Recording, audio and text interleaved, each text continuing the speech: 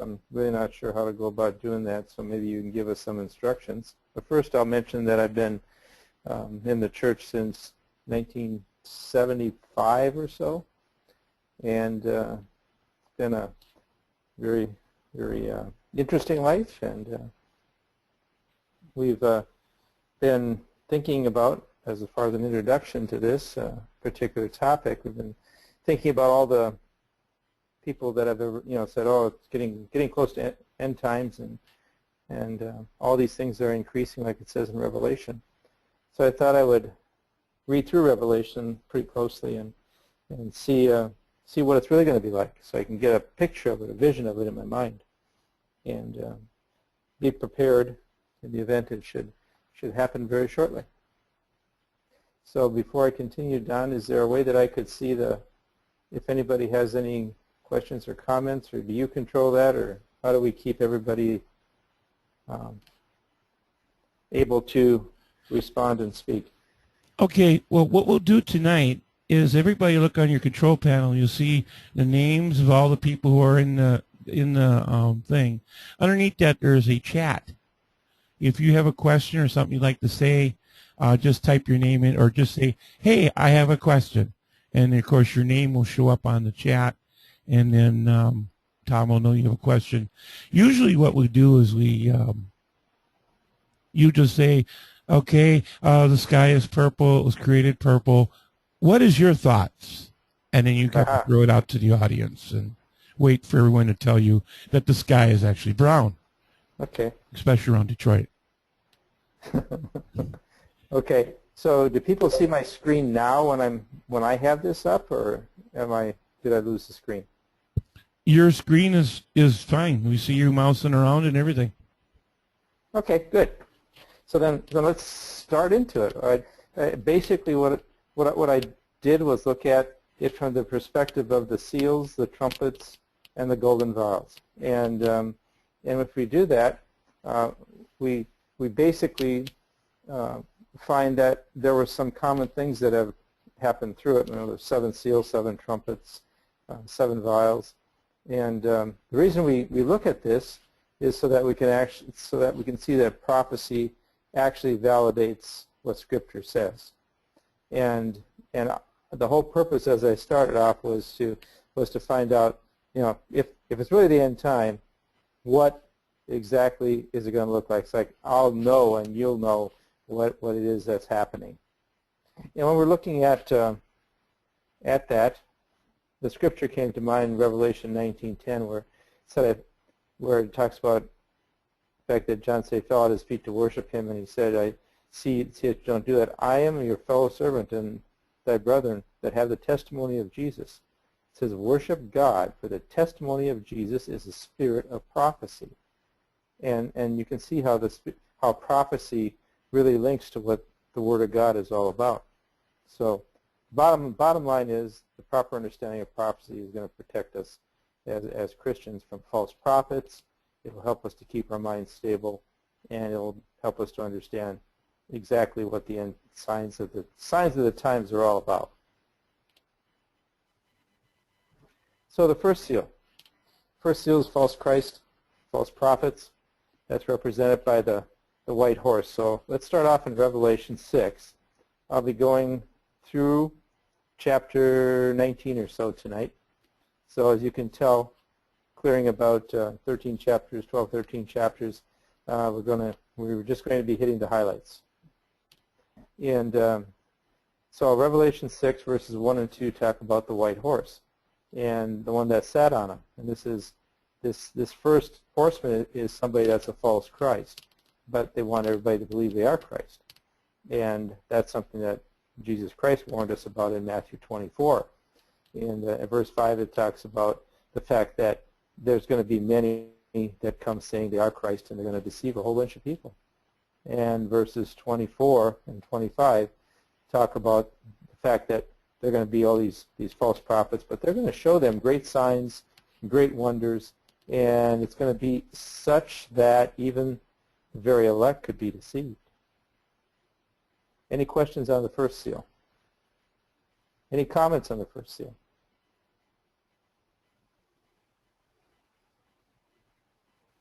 Going once, going twice. One of the things that I found interesting when I was looking at all the types of religions was that there are a lot of religions in the world spread out in different percentages. Christians have about a third of the population who claim to be Christians, and the Muslims about 23%. The Muslim religion is actually growing, the Islamic religion, and this is 2010. It's gone up a few points, and the Christians have gone down a few points. The thing that really struck me here was when you look at the percentage of Christians and Muslims, and then you look down at the bottom and you see how many are Jews. And all the Muslims and the Islamic forces are fighting against the Jewish forces, and it's such a small little country with such a few number of people, and they obviously have the backing of the United States, but it's a considerable difference in population, wouldn't you think? So God is obviously protecting them in some manner or other. Any thoughts on that table?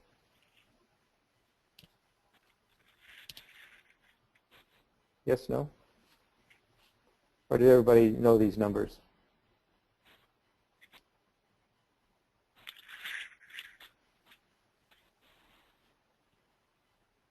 Let's go on to the second one. Second seal is war, represented by the red horse. And it talks about that in verses 3 and 4 of Revelation 6. And it said that power was given him, and they would kill one another with a great sword. And over the past 3,400 years, we've only had about 268 where there was no recorded war. And of course, you go back 3,400 years, it's probably because nobody just, it says no recorded war. That doesn't mean that there wasn't some war going on. And since, another quote, another statistic I found is that since 1945, from 45 to 2013, there has not been 1 year of peace in the world. And they said there's, this particular place that I found, it said there were actually 26 days in that entire time frame in which there was no war. Here you can see a chart that shows the number of armed conflicts by century. And as you can tell, they've been going up and up over the years.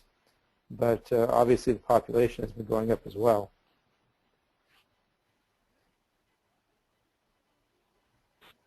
So those are some statistics regarding war. Another one has to do with the terrorist activities that have been going on. Here's a graph from 1970 through 2012, and you can see how it's been spiking, upwards of, what, 15,000 or so. But the interesting thing that I found when I was studying about it is that the war, really the statistics that you see for numbers are probably a third of what are really happening. Said about 3 times more people have estimated to have been killed because of what they refer to as collateral damage. As you can imagine, they're talking about soldiers and various other things that get killed, and in a war, the statistics are not necessarily carefully recorded. And there's a lot of other things that go along with that, where when you have war, you have diseases, you have shortages of food and famine, and people are killed for any number of reasons, but the cause of it was because of that war. So the statistics that are recorded are lower than what they would be otherwise. The third seal is famine. It's represented by the black horse, and that's in verses 5 and 6. And it talks about a penny and 3 measures for barley for a penny, and see that the hurt not the oil and the wine. It's talking about some very expensive food that you're going to be having at that time. And if you look at the statistics now, they show that fully a third of the world is surviving on what we would look at as a starving diet, but they're not dying of starvation. The people that are dying of starvation in 2013 amounted to about 7.5 million people. And if you look at the fact that the world population is 7 billion people, that means we have about a 0.11% of the world's population dying from starvation. And I said, do you think that represents a lot of people dying? Well, wait until you hear the statistics about what are coming, because it's a lot higher. Fourth seal is death, the pale green horse, verses 7 and 8. And that talks about the fact that they're going to be killing with, it says, with sword, with hunger, with death, and with the beasts of the earth. And power was given unto them to kill a fourth part of the earth. So we saw that the starvation of 7.5 million people represented 0.11%. Now we're looking at a fourth of the world's population disappearing. And it says it's going to be killed with those four different things: sword, hunger, death, and beasts of the earth. Look at the world population here. And you see that a total of 7.29 billion people. China takes about 19% of it, India about 17.5%. And then look at how quickly it drops down. The United States has 4.4, Indonesia, Brazil, as you go all the way down to the bottom. Those top, excluding China and India, those top other 10 represent 25% of the world's population. So think of United States, Indonesia, Brazil, Pakistan, Nigeria, Bangladesh, Russia, Japan, Mexico, and Philippines no longer existing. That's pretty substantial. And it's even more than the whole country of China taken out. So those are the first four seals represented by the different four different horsemen. Before I go on, would anybody like to comment on that?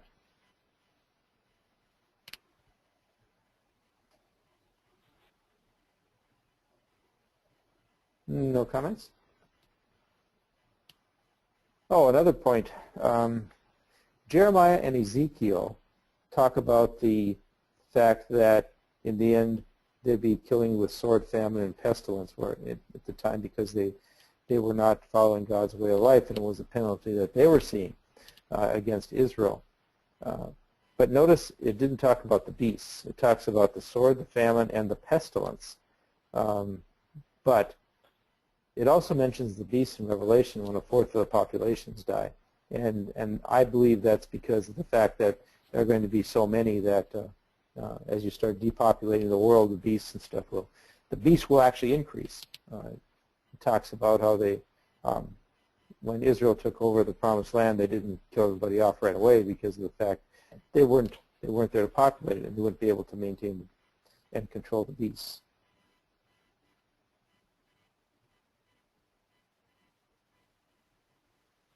Fifth seal is martyrdom of the saints. Spend a little bit more time on this one. Revelation 6, 9 through 11 talk about the fact that they saw under the altar the souls of them that were slain for the word of God and for the testimony which they held.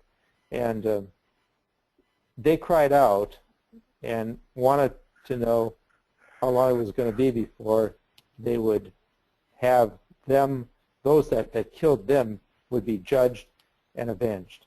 And they were told just to rest for a little season until their fellow servants also and their brethren that should or about to be killed as they were would be fulfilled. So if you look at it, under the altar, the souls of the ones slain were the altar. It's the altar of incense, and the smoke that ascended from that altar actually symbolized the prayers of the saints. And there's also in Revelation 8:3 where it talks about another angel coming down and said that he has a lot of incense, that he should offer it with the prayers of all the saints upon the golden altar which was before the throne. So there you could see the mixture of the prayers that would rise to God. Leviticus 17:11 also talks about the fact that it ties the blood to the life of the flesh, and that's important because it says, I have given it to you upon the altar to make an atonement for your souls.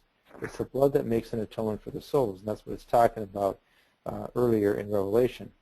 Revelation 24 also talks about the thrones where they were sitting on and judgment was given to them, and you could see the souls of those that were beheaded for the witness of God.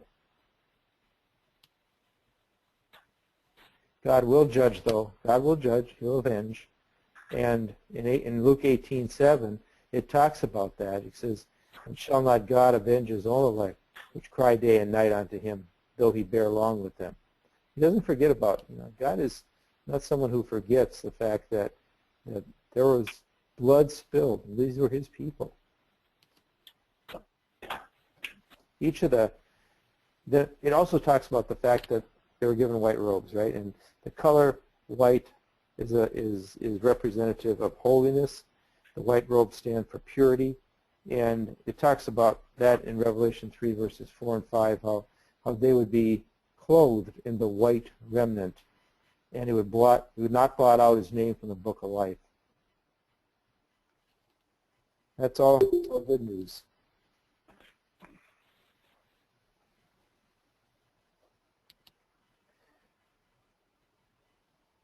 It also mentions that their fellow servants and their brothers were about to be killed. And in Strong's, I mentioned that because earlier it said that they should be killed, and the actual word talks about the fact that they were about to be. So when you read that text, it doesn't necessarily mean that all these Christians are going to be killed off. It means more that they're in jeopardy of being killed off.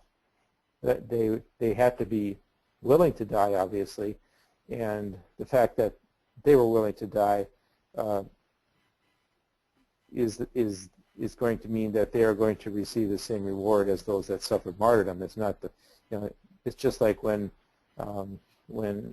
Abraham was willing to sacrifice Isaac. He didn't sacrifice him, but he was about to sacrifice him, and God knew he was relying and trusting on him. Let's go over to the sixth seal now. Sixth seal is about earthquakes, sun blackening, moon turning to blood, period of great distress in the world.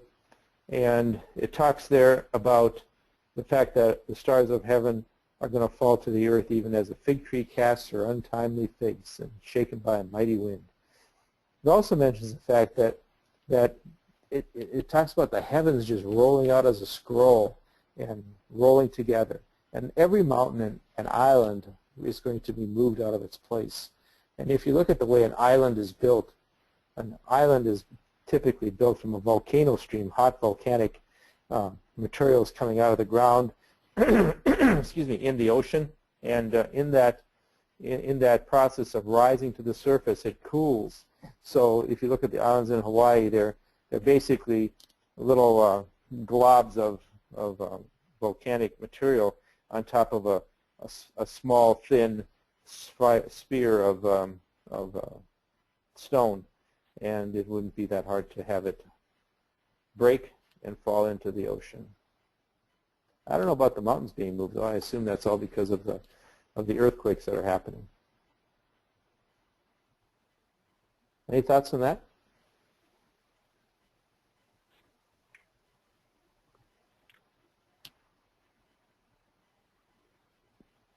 Okay. Tom? Yeah. Yeah, we have a chat room on our webpage for those who are listening via the rebroadcast. And Rod Kuzman is saying we hear about the New World Order, and they are sort of worshipers of the Mother Earth, and they also are interested in reduction of population. They're interested in reduction of population. Reduction. Yeah, in other words, they're happy to see people die off. Is that what you're saying? I think so. I'm just reading Rod's comments. There are some comments in the chat room on both meetings. Okay. I click to read. All right. Ah, there we go. Oh, does it include this? Yeah, I suppose it would include a tsunami. Interesting. Does blood moon fit in here? I don't know. It does. I think that the concept of a blood moon, if you look at it, it's when the certain position of the moon occurs, and I'm thinking that the blood moon is more where you see the particles of dirt that have been thrown up by war, by bombs and everything else into the atmosphere. That is what you're seeing as a red. Just like if you have a storm, let's say, what is it, red sky in morning, sailors take warning, at night it's a delight. It's a difference of the atmospheric conditions that you're seeing. Does that make sense? Okay. Let's go on to the next one. If I'm missing something, somebody jump in and let me know. Let's see. We must trust Jesus Christ and seek to escape the great day of wrath. Zephaniah 1, verses 14 to 16 caught my eye. Of course, we're talking about the darkness and the gloominess and the clouds and the thick darkness. It says, the great day of the Lord is near. It's near and haste greatly. Even the voice of the day of the Lord. The mighty man shall cry there bitterly. That day is a day of wrath, a day of trouble and distress, a day of wasteness and desolation, a day of darkness and gloominess, a day of clouds and thick darkness. So there talks about the clouds and thick darkness again, which is, I believe, going to have an impact on how we view the sun and the moon. A day of the trumpet and alarm against the fenced cities and against the high towers. Then you get to Revelation 7. And in Revelation 7, the commentaries refer to this as an interlude. And in this particular chapter, it talks about the first four angels that are standing on the four corners of the earth. And they are being held back and not allowed to do anything at this point. They are going to be turned loose later, and you'll be reading about that. The second vision is the fifth angel that carries the seal of God, and he's the one that commands the four angels that they can't do anything, they can't injure and damage the sea, the earth, the trees, and everything else.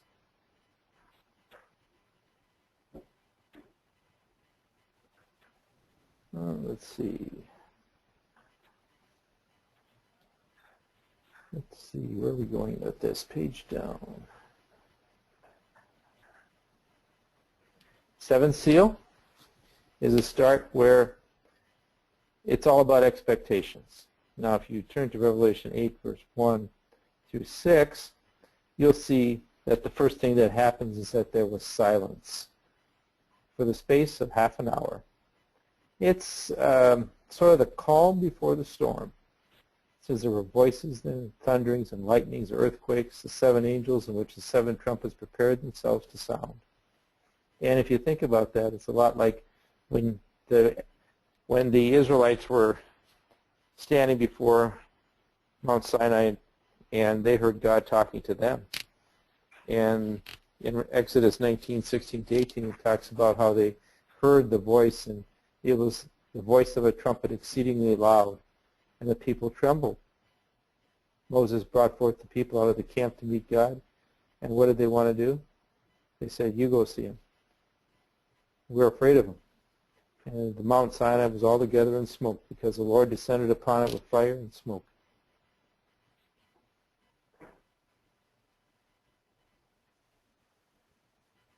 So now let's go on. We've made it through the first seven seals. Now let's go to the first of the four trumpets. And just as the four horsemen were part of the first four seals, so the first four seals were sort of grouped together, this is the same way the first four trumpets are grouped together. And that's all in verses 7 through 13, so it goes pretty quick through those first four trumpets. And you can see what happens here. We have the first one where you have hail and fire mingled with blood thrown down onto the earth, and the destruction that resulted was a third part of the trees and the green grass. The second trumpet is where a great mountain burning with fire was cast down into the sea, and as a result of that, a third part of the sea became blood. But notice that also a third of the creatures died, and a third of the ships were destroyed. And obviously there are men on ships, so there were deaths that were occurring here. And that's a point you should keep in mind. Besides when it says like a quarter of the earth were killed by this or that, there are deaths occurring along all the way through here when you get things like this happening. Third trumpet, great star from heaven called wormwood falls from heaven. And yeah, it does sound like a meteor. A third of the rivers and the waters became bitter, causing men to die. And then the fourth one is when the sun, the moon, and the stars were smitten, and that means that was revealed when a third part of the sun, a third part of the moon, and a third of the stars were made dark. So, as you can imagine, because the sun is during the day and the moon and the stars are at night, it impacts both the day and the night.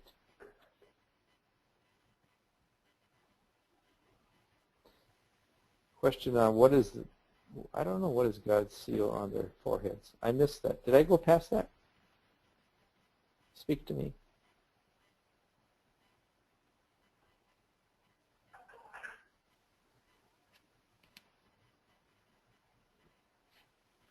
There's a question Gail had about what is God's seal on their foreheads. Was that where? Gail, if you want to turn on your mic and just talk to him, you can do that if you like. Please.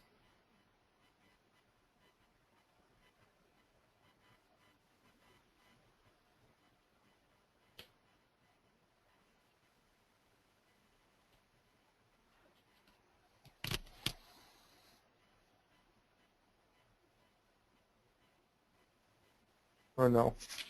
We can catch it later too. I do have a comment about the third of the water. And what might that be? Well, Mike Waters and I were discussing these scriptures one day, and he's like, you know, if you add up all the water in the world and you look at all the water in the United States, the Great Lakes, the rivers, all the lakes, the United States has, well, between the United States and Canada, we have a third of the world's fresh water. It was kind of like, is it going to hit the United States? Is that the target? You know, it was just a thought. Yes, if you think about the amount of fresh water we have versus the amount of salt water we have, it's a tremendous difference. So that's an interesting concept. Let's do a recap. Recap of the death toll up to Revelation 8, verse 13. And we see that only half the people are left alive by this time. So we started with a little over 7.2 billion, and we lost a fourth of them. That's 1.8 billion. And when the fourth trumpet sounds, you have a third of the moon, the sun, and the stars. And in verse 11 it said many men died, and because of it, you could probably assume that we had about a third of the people die as well. So one third of the remaining 75% means we're down another 25%. So that means that half of the people are left. Everybody understand the logic behind that?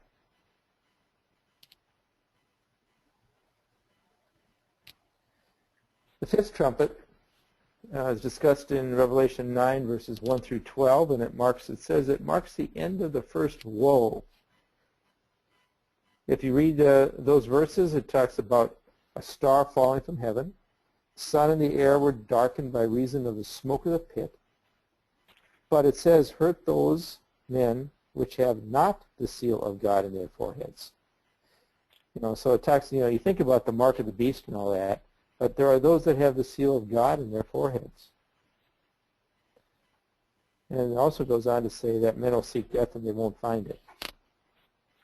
Does anybody have any comment on what the seal of God in their foreheads is? Yes.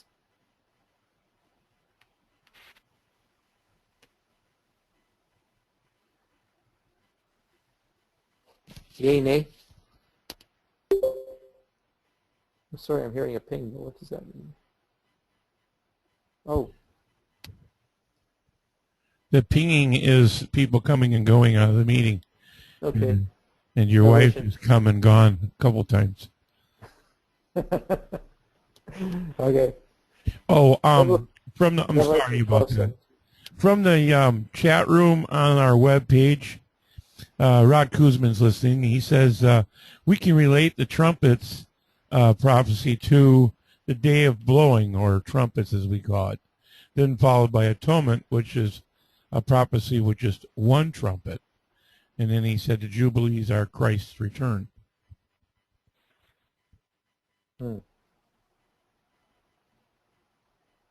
I when you know I can understand where that would be coming from. What I was trying to do is to stand back and say, don't worry about how it relates to a time of trumpet or a time, this time or that time, point in any particular time of year, but more as to what are the physical things that are happening. And if we can understand what those are, then we can just have a good understanding of where we are and what point in time in history and how close the end might be.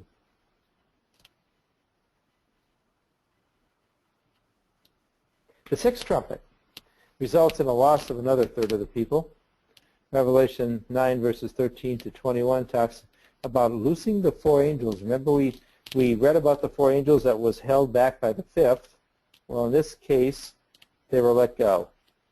And when they were let go, another third of the population was gone.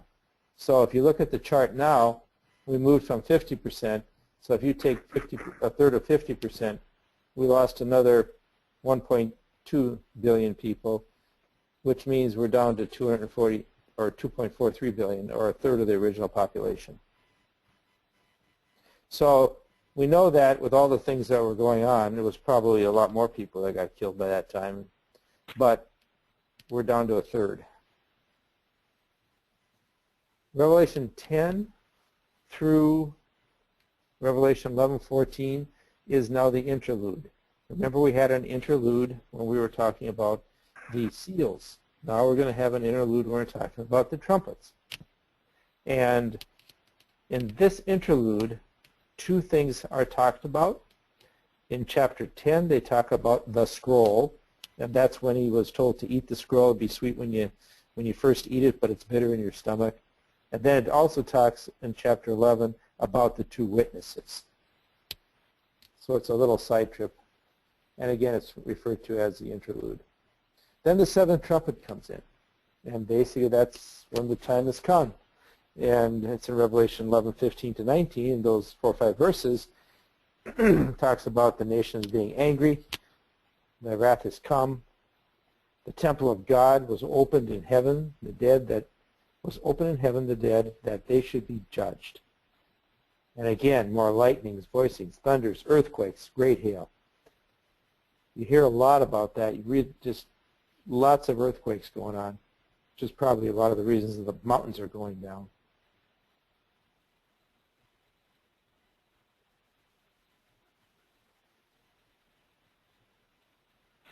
Then in chapters 12 to 14, it sort of like gives a recap of history, and it tells you little prophetic things that are going on.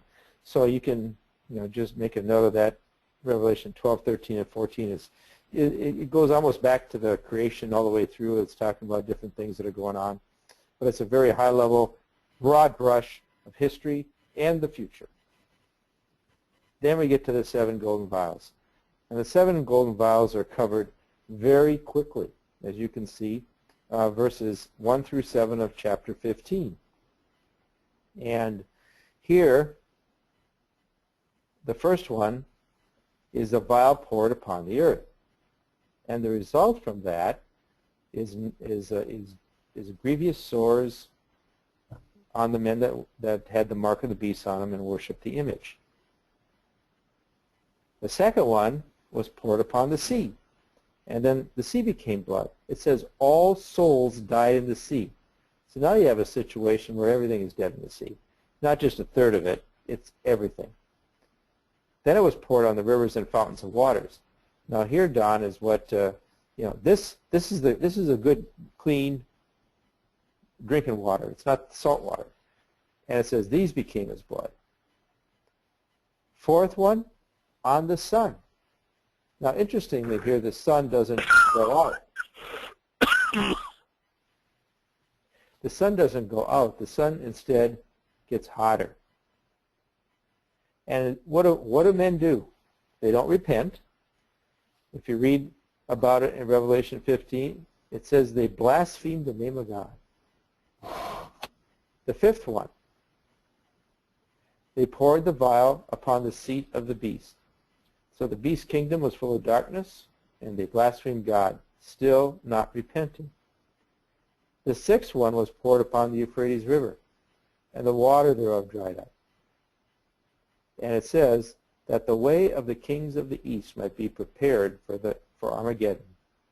And then finally the seventh was poured into the air and said it's done. But you know what? They still didn't repent.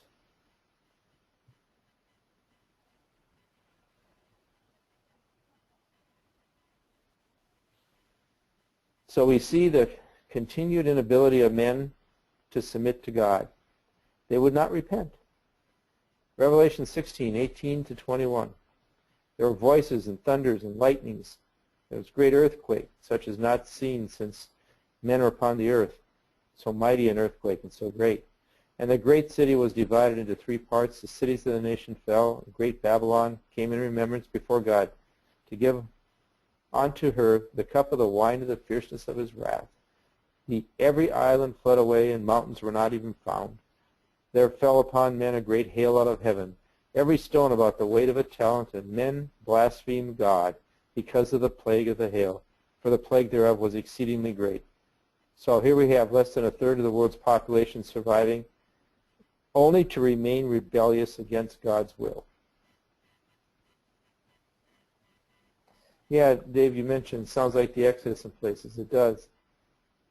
And one of the things that God did in the Exodus was to try to prove to the king that he was God.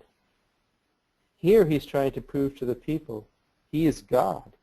And they just refused to listen, just like Pharaoh did. Pharaoh hardened his heart. And these people are hardening their hearts as well. So in conclusion, the destruction of Babylon, the victory of God, it's all about the story of man becoming like God. If you look at Revelation 17 and 18, it prophesies the destruction. Verse 14 of Revelation 17 talks about these shall make war with the Lamb, and the Lamb shall overcome them. For he is Lord of lords and King of kings, and they that are with him are called and chosen and faithful. So we see that God is victorious. That's in Revelation 19, where it records the marriage supper of the Lamb. 19:9 talks about the fact that those that are with him at the marriage supper of the Lamb are blessed. These are the true sayings of God. So the bottom line is, this is a great ending to a fantastic story. It's a story of each one of us becoming like God, as God. That's all I have. What do we got for notes? I've been going through this. Sounds like, no, that's about it. So, throw it open for comments and questions. Discussion. A good glass of wine. I'll take scotch. I like wine.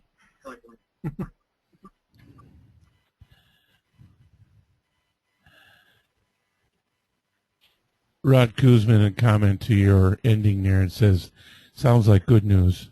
It is. It's very good news.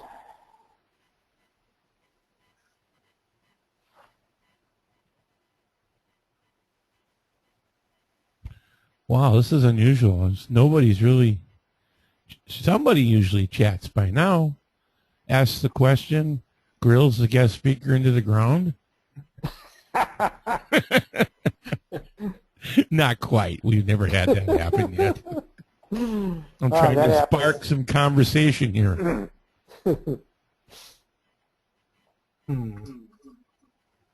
Hi, this is Mike Waters. Hi, Mike Waters. Yeah, I think this is like a really excellent overview with, where we can connect, especially the numbers of people that are killed during all of this, just to see the magnitude of it.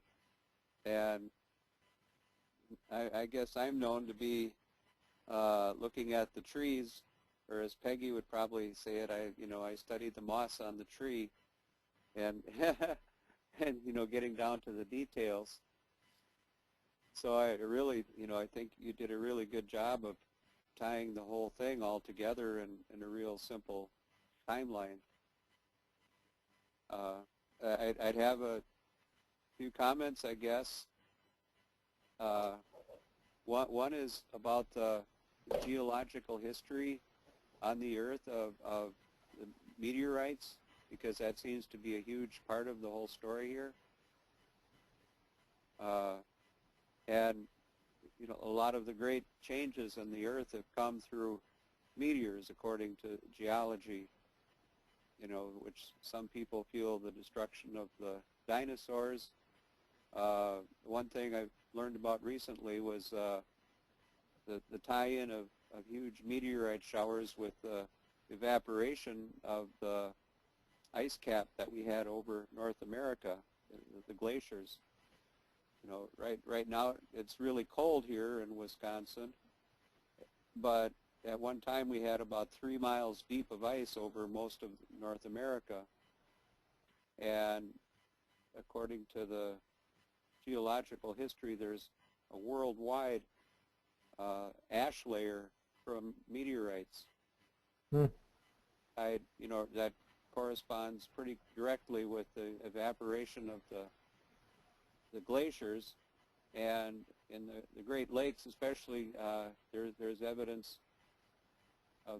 in the Hudson Valley that there was a huge lake of water that covered all of the Great Lakes as they are now, a much larger lake, and that broke through the Catskills down the Hudson River and totally changed the harbor where New York is presently.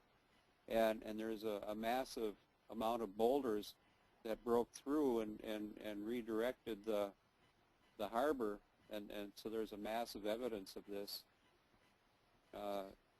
And so I think at this time also there will be a massive restructuring of the Earth, and that the meteors will, and it sounds like they're directed. In other words, that the angels are directing the timing and the direction of the asteroids and the meteors, which would, put up a great cloud in the sky and change the color of the sun and the moon and cause a darkness, like it talks about with the heavenly signs.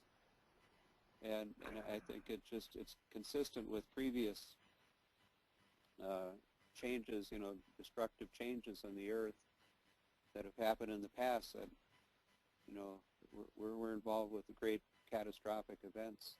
So, Mike, I have a question for you then. Do you think that if that has happened in the past and it starts to happen in the future,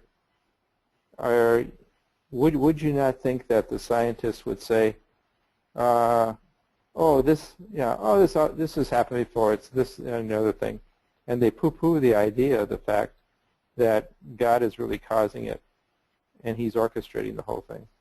Well, my opinion on that is this is going to be so catastrophic that it causes pretty much the destruction of our modern civilization right from the beginning. Because if you cross-reference this to the book of Ezekiel, chapter 5, verse 9, it says that is a prophecy about a time that never was like it in the past or never will be again, which correlates it to Matthew 24, says the same thing. So Ezekiel talks about the surrounding of Jerusalem and the carrying away of captives, and then the surrounding of the land of Israel, Eretz Yisrael, and the siege for 390 days, and the 2/3 of the people die through war and famine and pestilence. And then 1/3 are taken captive. And so when we talk about the seals, I think that's those are the ones that are sealed, is that the captives that are taken from the land of Israel they're sealed so that they can return from all nations and reestablish a nation of Israel after Christ's return. So I think that ties in with those that don't have this seal will suffer from the destruction, but those who have the seal will be protected. I think that refers to the Israelites that are being protected so that they can return to the land and reestablish the nation. So, and of course, you just think of the way God protected those during the time when the firstborn were killed. You put the mark of the, sacrifice a lamb, put the blood on the doorposts, and that house was passed over, and others were destroyed. So there is a precedent here of marks being made, which protected the people of God.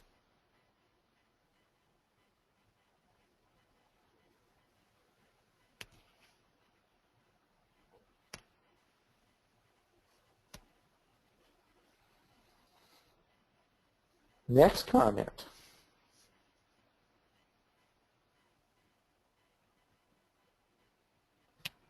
I was just amazed about the when I started looking at all the different graphs and things about populations, and just how much a fourth of the world really constitutes. And then you figure out that they're going to be dropping down to only a third of the original population. There's going to have to be anarchy and everything else. I mean, it's going to be a loss of the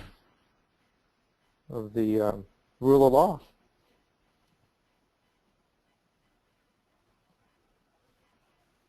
My thought is right from the beginning of the tribulation that, with the world going to war, that there will be pretty much a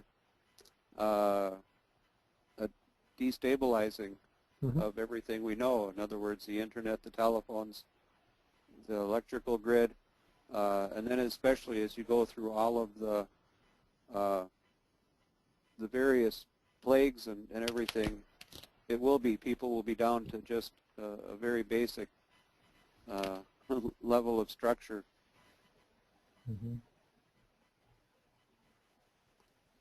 Our internet is just so fragile. I mean, everything is so digitized that one thing goes wrong and you have vast areas with no electricity. So we're just too dependent upon the digital technology, and our technology is just too fragile to survive much of any destruction at all. Dave asked what's the population, the European population. The EU is about the same size as the U.S. Combined, as my understanding. So if you look at the footprint they have, it's maybe 5, through all those countries, which are, 20 countries now? Probably about 5%.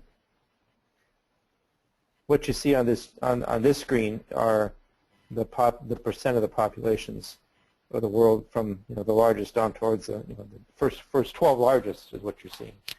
So Philippines really aren't that huge and represent only 1.4% of the population of 100 million.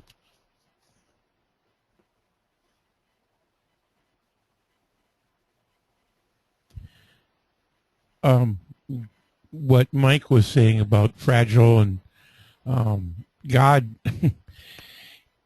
we are shielded, and we've got protection. The ionosphere, the exotic sphere, our atmosphere, the magnetic forces protect us from, I believe it's anything that's negatively charged that comes from the sun. However, if we get a polar flare that's positively charged, it'll go right through all the protective levels It'll cause burning on people, and it will completely and totally wipe out anything with electricity flowing through it. All the computers, all the power plants, all the transformers, all the cars, all the planes, everything would be instantaneously wiped out.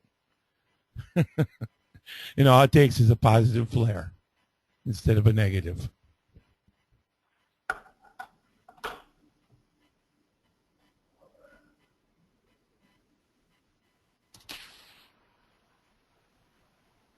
Is that what you consider to be a solar flare, Don?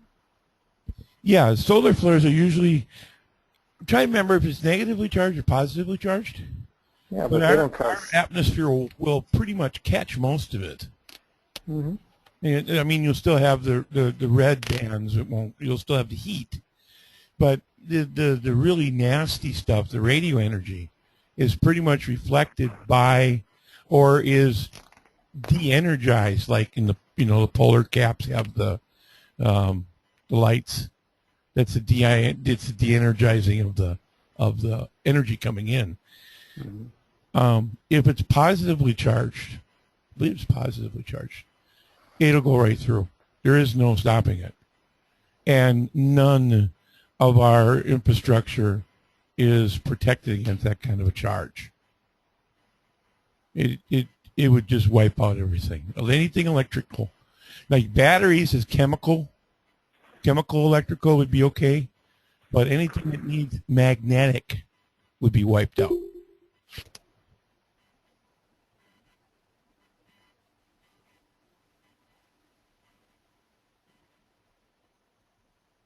The last satellite that was launched from Florida was one that would detect these flares, and with the purpose that the satellite can detect it about 4 minutes before it hits the Earth.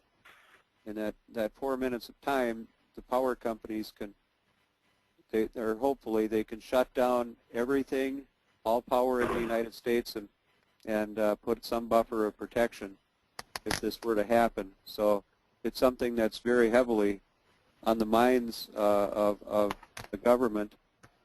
And the observatory, I forget which one, but an observatory in Colorado is devoted 100% to monitoring these solar flares. Well, you are aware that solar flares occur on a fairly frequent basis. They're simply of different magnitudes. Yes, and you have minor interruptions.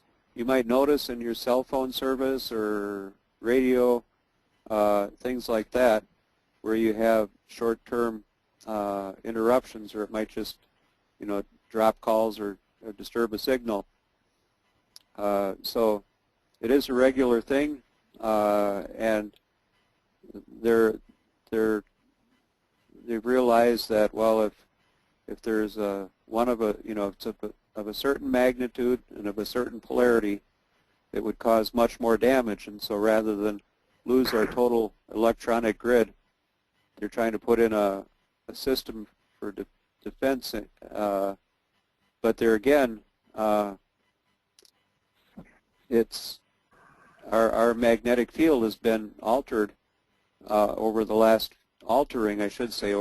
few years, and it's been somewhat irregular. If you watch the space models, there's been holes in our electromagnetic field developing at different points in the southern hemisphere, and so really this whole thing we take for granted is really very unstable and very fragile. It's actually being held together by God. That's the bottom line. Mm-hmm. And once He lets that go, it'll fall apart fast. Yes. Yeah, Rod Kuzman just typed in, we should be thankful for what we have. We should be thanking God for what we have and the protection He gives. Exactly. That's what it's all about. And I think that there's so many times we feel we can do all these things ourselves, and when we can't. And I think when at times we are brought to our knees because we need help from others.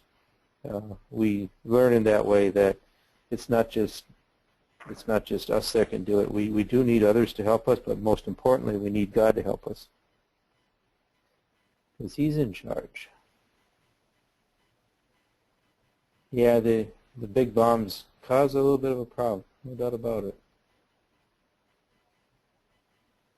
But that's an EMP.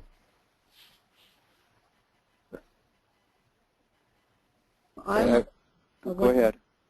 Wonder how that all plays together when you look at the two witnesses and so many people are supposed to be able to see them.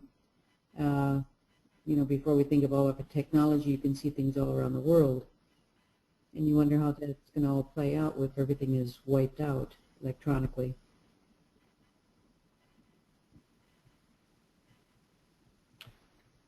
You're saying that they won't be able to see it? Yeah, and you wonder about the advancement of the technology we have today compared to what it would be like if witnesses were there. It will probably. Yeah, that's a good point. We may not have the breakdown in the communication. Or there'll be something that's brand new that we have not developed yet. Right. Actually, there is something in place for communication. It's called AM radio.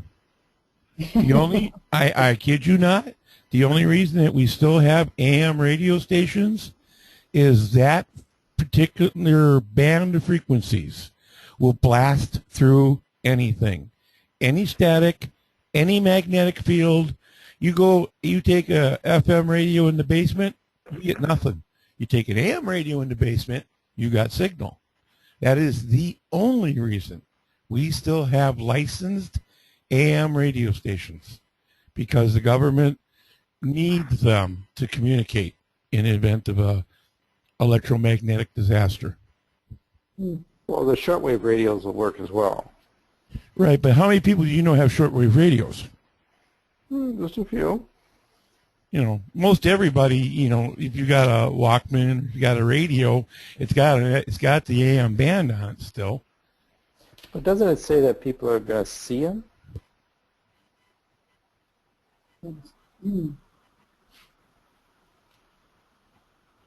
In other words, it's not an AM radio, it's some kind of video. Well, as Don was saying, there's different electrical systems, and if you have say a solar, chemical, various electrical generating systems, the grid will be down, but people will have all sorts of alternatives, and actually they've been developing them because this is well known that everything can go out, and so people, especially wealthy people or the government people, have alternative systems all set up. Bankers have alternative systems all set up because after 9/11, they realized, well, their money system is pretty fragile, and so a banker was telling me they have alternative systems that they can fall back on. So I think what we're talking about is the fragility of our present structure, but people have actually been working very hard at developing alternative systems for survival modes.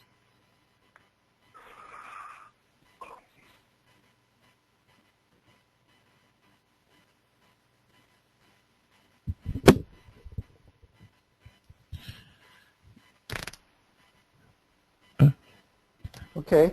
Any other comments?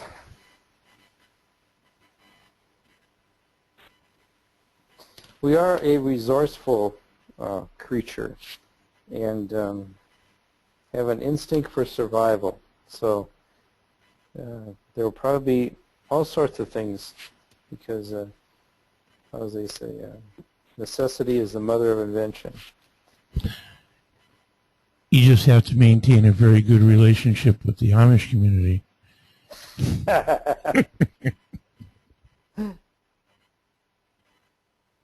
Well, start it with nothing and we leave with nothing. And we aren't getting out of this one alive.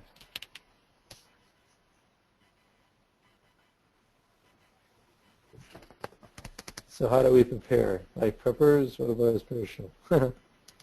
Yeah, you have to be a spiritual prepper. How's that sound? God will provide. It always does.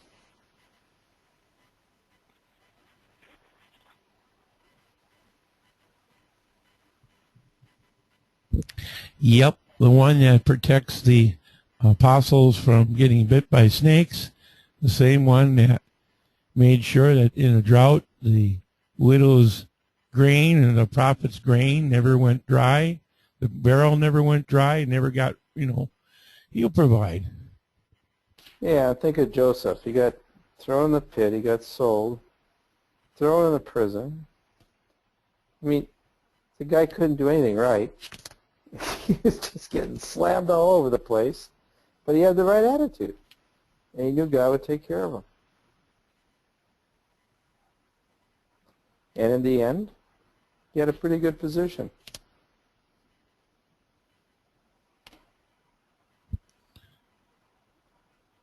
That's one story that I like, is talking about Joseph. It's a lot of people paint him as being this wonderful, perfect person, but yet he still had that mischievousness when he was, on top. He had to when he buried the cup in the bag, that was kind of like a get even point. He was playing with them. He did, but it was for a purpose. He did that for a purpose. It was so that he would get him back. He had to have something on him. He knew they weren't going to do anything on their own. They were too afraid of him. So he had to force the hand. He had to create the situation. He was a pretty smart guy. One issue I've been watching for a few years, and this has to do with the sealing up of Israelites to survive on through, and the whole subject of Israel in the end times. And a few years ago, it came out that there was a 108-year-old rabbi, one of the most loved and respected Orthodox rabbis in Israel, had dreams and visions of Jesus appearing to him. And he left a sealed envelope after he died, and he said, wait 1 year and open it up. And he left a little bit of a cryptic message, but basically he spelled out that Yeshua is Messiah. And now just recently, since then, there's some of his disciples that have converted to what we'd call a messianic. They're messianic Jews who believe in Jesus and believe that they need to be preparing their people because he prophesied the Great Tribulation. He said that after Ariel Sharon died, would die, that there would be all these things would be starting, and he died last year. And so there are people, there are Jewish people in Israel and Jerusalem who are aware that the kingdom of God is coming. And then you have the priests and Levites who will be serving in the millennial temple, will be there right at the beginning. In other words, they're alive and trained to take up the temple service right away as soon as millennium starts and the temple is there. So they're probably being selected and prepared now from the young priests, and that God is using their training that they're getting now to eventually prepare them for being for serving. When everybody comes up for the Feast of Tabernacles in the millennium.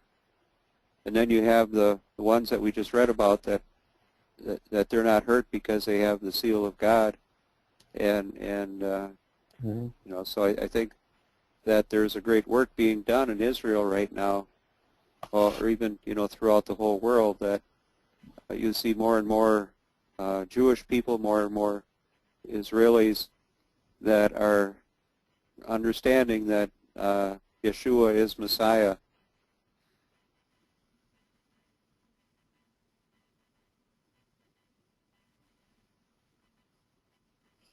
It's interesting when you get a Jewish convert who really understands the language. And we thought we had a opportunity. We were traveling into someplace, where was it? Phoenix, Tucson? It was Tucson. No, it was El Paso. We were down in El Paso, Texas, when we listened to it was Las Cruces, New Mexico. And there was a gentleman there that spoke, and he was a rabbi, and he was explaining how the blood of the sacrifices in the Old Testament covered the sins of those who made the offering. And in the New Testament, the blood of Christ removes the sins, which is a whole different perspective on the greatness of the sacrifice of Jesus Christ, which the sacrifice of the animals was only a symbol of.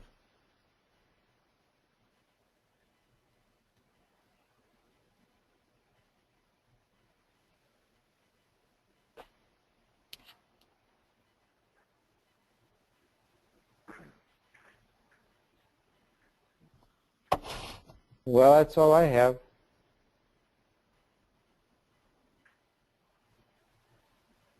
It's time to throw some more wood in the fire.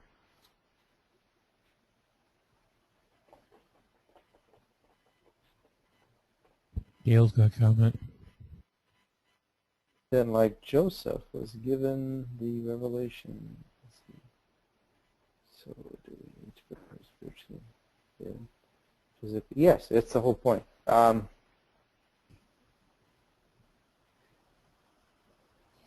Just consider Joseph for a minute. He was, through a vision that he explained to the king, what was going to happen. And King turned around and said, basically, what am I going to do about that? And he had the answer. He says, you're going to have 7 years of good and 7 years of bad. And he prepared physically for the bad drought. And he did it in such a way that by the time it was all over, the Egyptians and everybody in the area were serfs, because all that they had was given for food. And they had nothing left, so they had to work the land for the king, because the king owned everything when the time was done.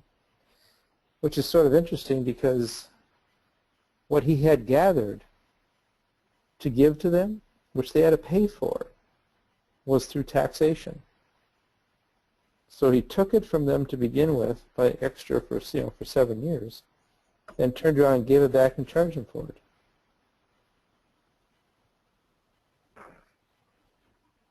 You look at the spiritual side of us that we are preparing for, and you look at the spiritual things that Revelation talks about.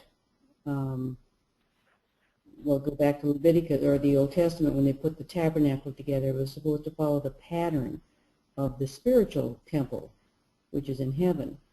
And you see, when God talks in Revelation about what's going on in the heavens, you've got the saints who are under the altar crying out.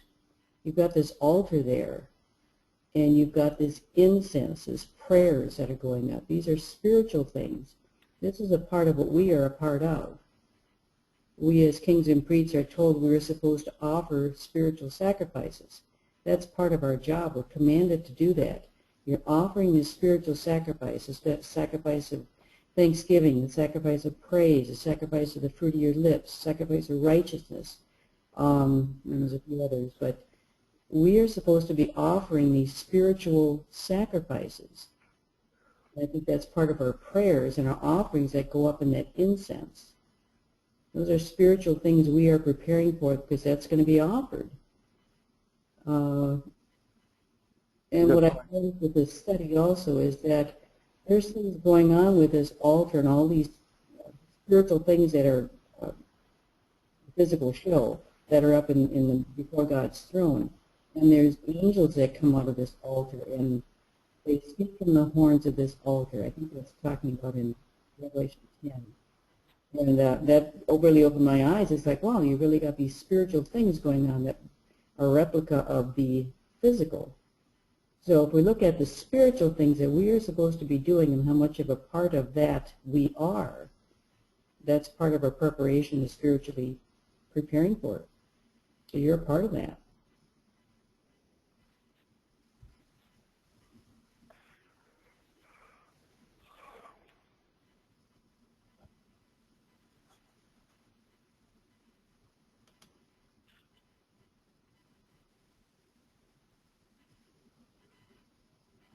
One thing it mentions is, when Marlene, you brought up the altar, it talks about the souls that were under the altar.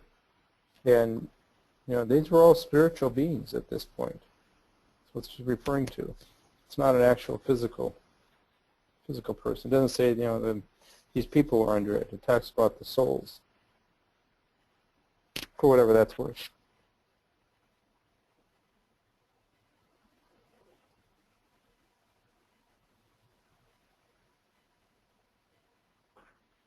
Okay, Don, how do I get this screen back to where it was? Stop sharing?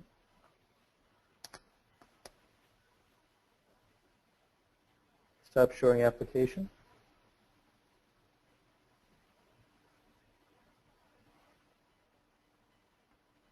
I just took it back. Great. Yeah, you could now when you present again. What do you mean when I present it? Oh, I thought give me the opportunity. You would just stop up. You would just unshare your screen. Stop it, right? Mm-hmm. Yeah.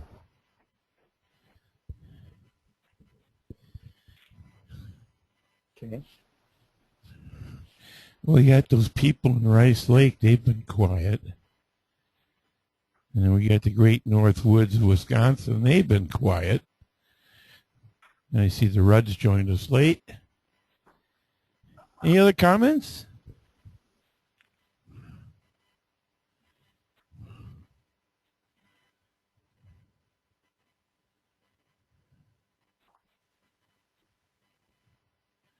Wow, this is going to go down in history. We had a Friday night that involved Revelation, and nobody has anything to say.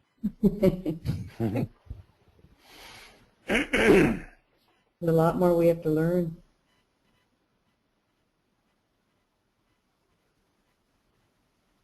Yeah, there's probably more than one thing. Anyhow, that was an overview. And a good one. So when I see all those things happening, it's kind of like, well, we got it pretty good right now, and it's not quite the end. So just to continue discussing here, what is your thoughts about when you see the armies surrounding Jerusalem? It was one of the warnings given. It was. And it says you're not supposed to turn back, just hightail it out of Dodge. So that means there's going to be hordes coming in. There's going to be no stopping. It could possibly be part of the first 25% that get wiped out.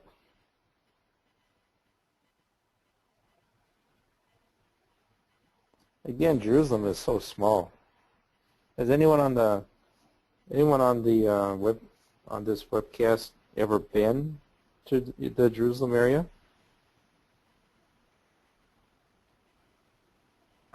Not that I have, but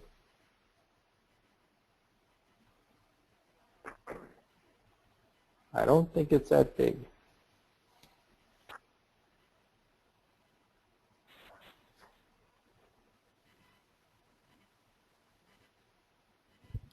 Well, an interesting thing, the United Nations has a resolution that the Jews should return to the 1967 border. They've passed that resolution, I don't know, 3-4 times. But with that, they've also passed a resolution for the authorization and use of force. So, I mean, in place right now, we have a possibility of the world's armies coming into Jerusalem to push the Jews out.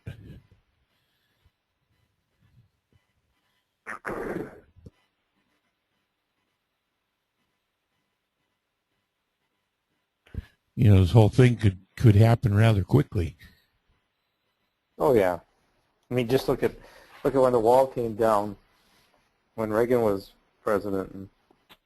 And I mean, that Iron Curtain was up there forever. It seemed like all of our lives, and all of a sudden there was no more Soviet Union. There was Russia and all the European and Baltic states, and you had no more United Soviet Socialist Republic.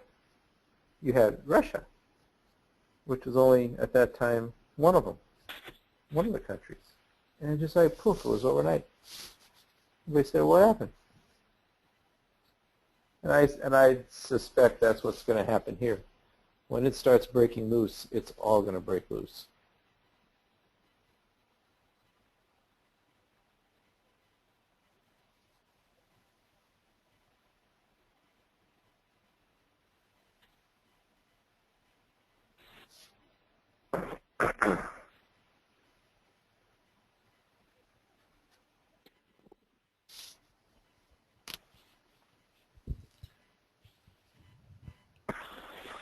Any other comments? Thoughts? One more comment regarding seals. Mm-hmm. We talked about how the Sabbath is a seal, you know, a lot in the past, and the one thing I've been studying and learning more about is that if we look at the Ten Commandments, in Hebrew they're not commandments, they're words. The commandments are actually what we would call the 613 mitzvot. So when we read about like in Revelation 12, about the saints who have the testimony of Jesus and keep his commandments, that in the original languages that means that they keep the 613 mitzvot, and not just the 10 commandments. Of course, the 10 commandments are part of the mitzvot, but I think that's a common misconception, is that the 10 commandments are for the Christians, and when the Bible, if you actually look at it in the original language, is there's over 613 specific commandments, which the 10 are the main principles, but then when it talks about commandments in the New Testament, that's a one-to-one translation between the Hebrew word mitzvot. But see, the thing is that's not a seal to keep you alive during the tribulation, because in Revelation 12, Satan goes out to kill, to destroy, to martyr those who have the testimony of Jesus and keep the mitzvot. So that's not a part of the seal that keeps people alive through the tribulation. It's a seal that marks you as a Christian, but not necessarily that keeps you alive, because we know that the martyrdom of the saints will be a great number, including, in other words, even to qualify to be a martyr, you need to have the testimony of Jesus and to keep his commandments, and otherwise you're just another dead human. Mm-hmm. So the seal of the obedience is just to mark you as a Christian, not necessarily related to surviving the tribulation.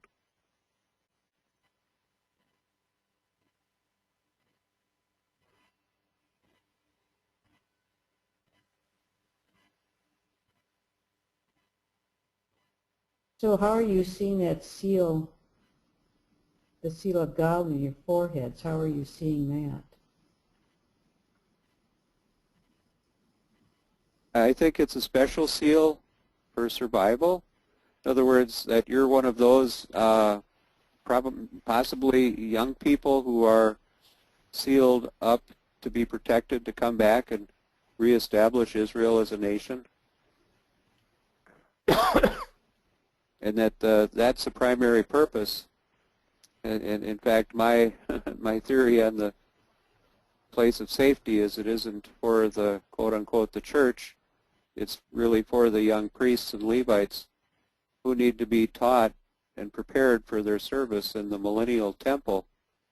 And they're right there in Jerusalem already.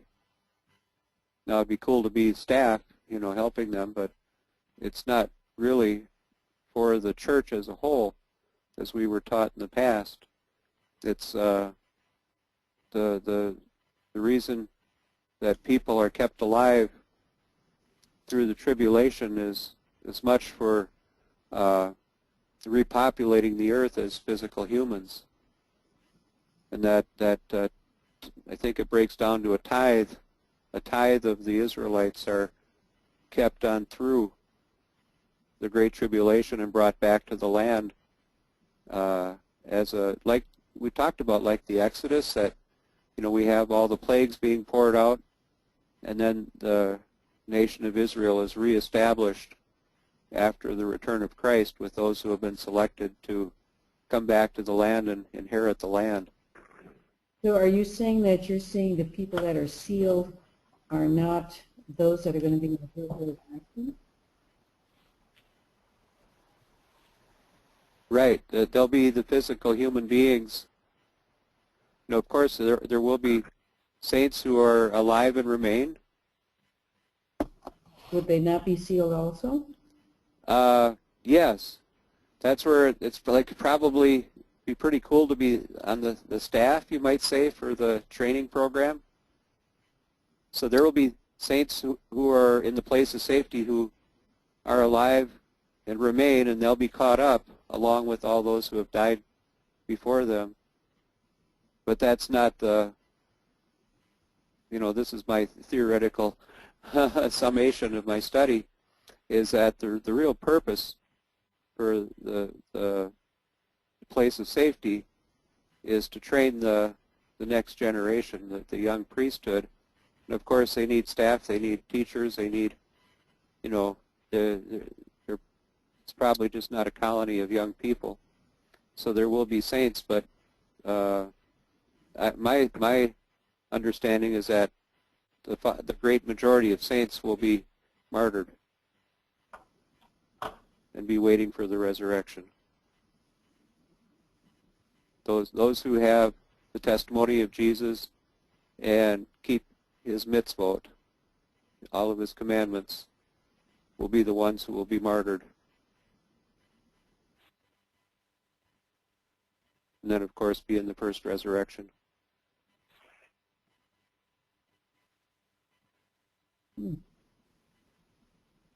So I kind of think, well, it'd be really cool to be in the right place at the right time in Jerusalem when all this comes down, and be good buddies with the priests over there, and show them the prophecies and help them escape from Jerusalem.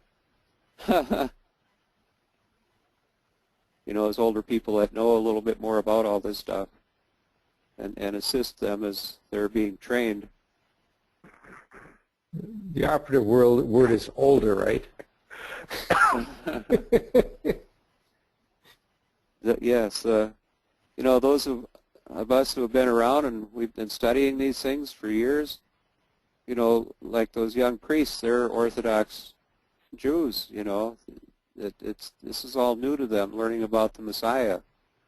So if they're among the family of priests who's selected to, the righteous, the Zadok line, the righteous young people who are selected to be the seed of the millennial priesthood.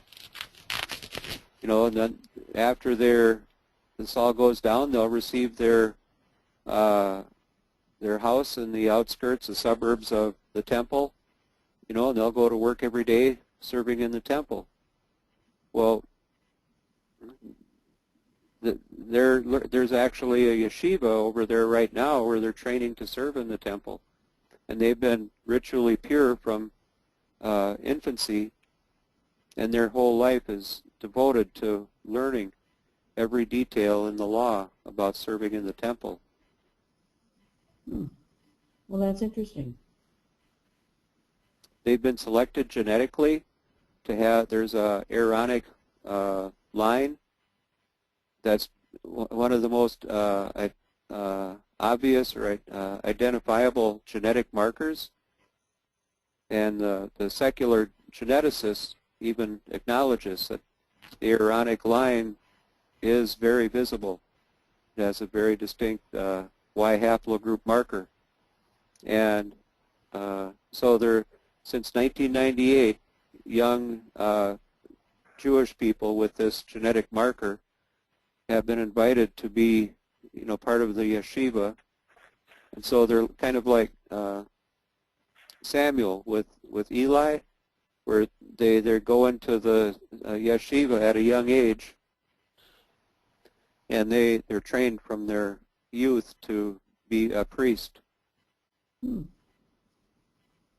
So the first ones that were bar mitzvahed were 2 years ago in 2012, and so there are priests who are ritually pure and can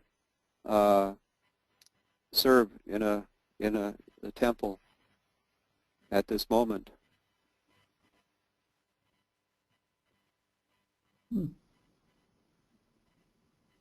The oldest ones are just teenagers. Well, we know God's going to have everything in order and ready to go. Yes. I haven't been watching my chat here. Rod Kuzman was saying the Levites are only Levites after the golden calf incident.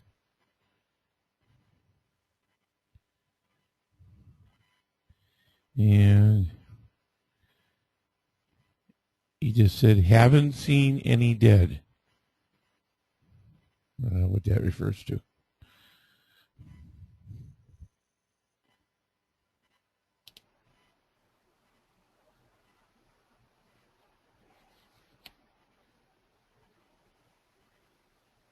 Well, we should be preparing to get martyred then.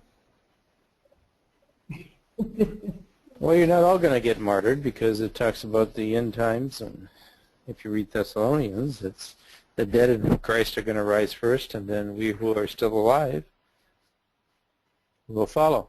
That's true, yeah. So, yeah. I don't think we're all going to get martyred. I think God's going to prepare you, because there's no way you're going to just do that without some preparation. But the point I made tonight is you have to be ready to be martyred. Yeah. Just like you have to be ready if it comes tomorrow, or if it's not going to come until after we die. We're not getting any younger. There's been discussion about being martyred, whatever, and my comment over that whole thing was, it isn't so much the idea of getting killed that bothers me. It's the pain and suffering that goes with it. Yeah, I'm adverse to it myself.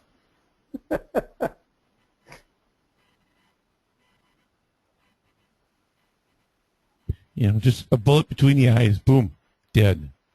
That's the way to go.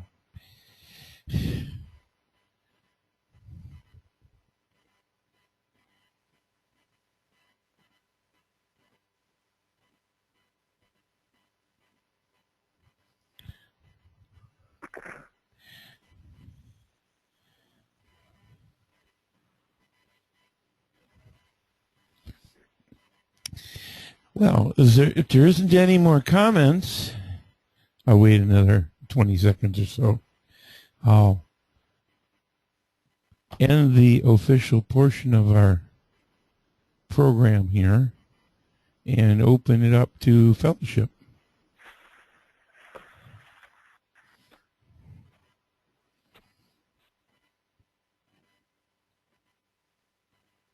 Okay. Well, that does conclude our broadcast for tonight. We thank everyone for tuning in. And I haven't got a guest speaker yet for the first Sabbath in March, but I'm working on it. And I haven't got a topic yet for the second Sabbath, the noon study. So